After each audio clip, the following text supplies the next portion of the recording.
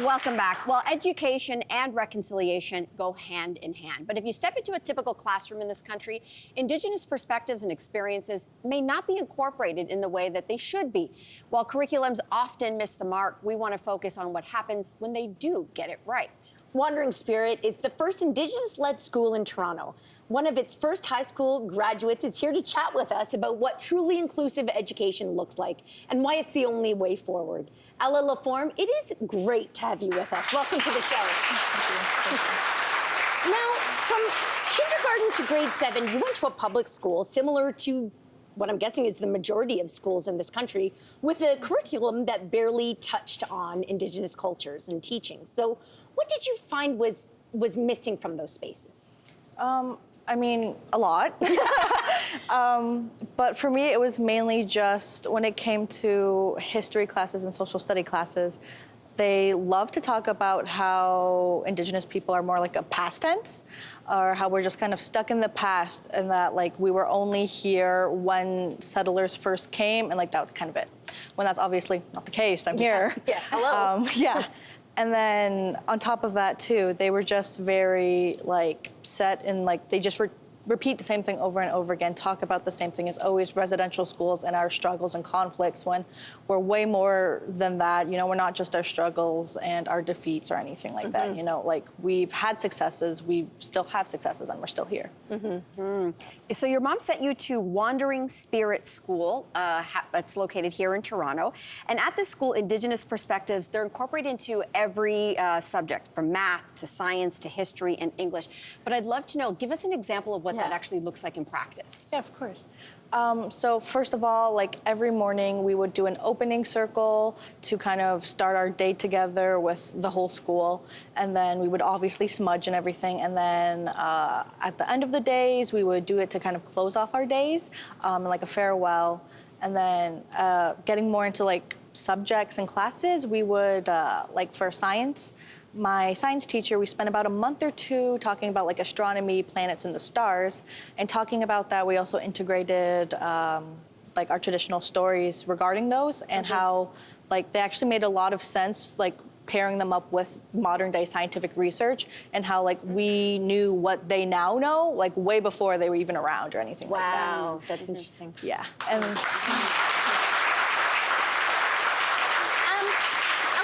what do you think is the biggest personal difference that this type of education has made for you as a student? well, mainly for me, going to Wandering Spirit and everything, especially from different schools, it was all very refreshing. Because at Wandering Spirit, it's integrated into everyday things. It's normalized there. But at my other schools, it was very much like spotlighted and very much like, oh, like we're doing this Indigenous thing, or we're talking about Indigenous things. So it was very much like, oh, you're the Indigenous student, we're doing this like for you or because of you. And like they also kind of like looked to lean on to me as well, which was, you know, exhausted at like 8 years old. I'm like, I don't really know that much. So at Wandering Spirit, it was just very refreshing, and I was just kind of happy to be just a student for once. Yeah, that's nicely said. So anyone can go to a school like the one you went to, but you've been told that Indigenous-led education, which I think you were alluding to, is like an imposition or even some form of appropriation. What do you say to those people who say that? I surprisingly kind of get that a lot, which, yeah, shocking. But my favorite thing to bring up is like, think about Catholic schools. Like we have a lot of Catholic schools just in the GTA in Toronto, and only one Indigenous-led school. But apparently, like that's such a big problem. Like maybe take a look at what you like the actual problem is. You think, you know? I don't think it's really that. Oh, it's an inappropriate school. I think there's something deeper that you have to look at. Something deeper.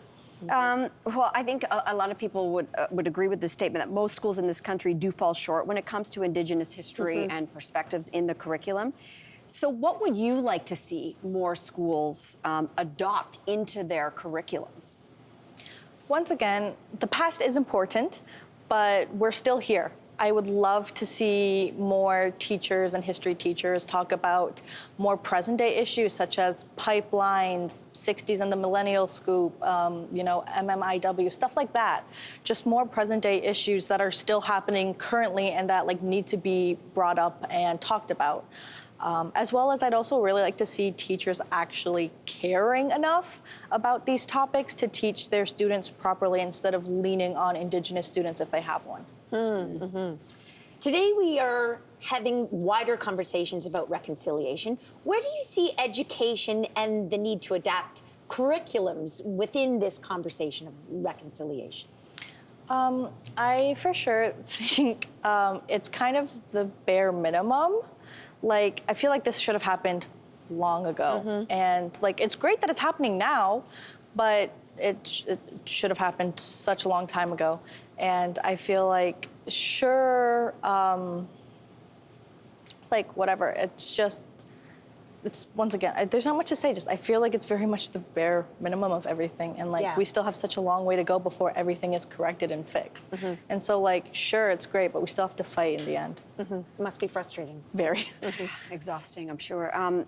I think you've taught a lot of viewers, our viewers, the benefit of Indigenous-led education, but for a lot of parents who are watching, they may not be able to send their child to a school like the one that you attended. So for those parents, what can they do to help inform their children in these ways, if they're not lucky enough to attend Wandering Spirit? For sure. Like, there's tons of articles, videos, podcasts, even TV shows and books that you can kind of like give your child. But I think it really starts with the parents themselves understanding these, like the culture, the people, and the social problems that are happening.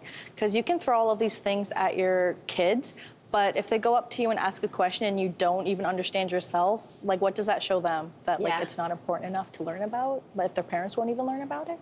So I think it really begins there. Ella, it's been great speaking with you today. Thank you so much. Thank you. Hey there! Wasn't that great? Do you know where you can find some equally good content?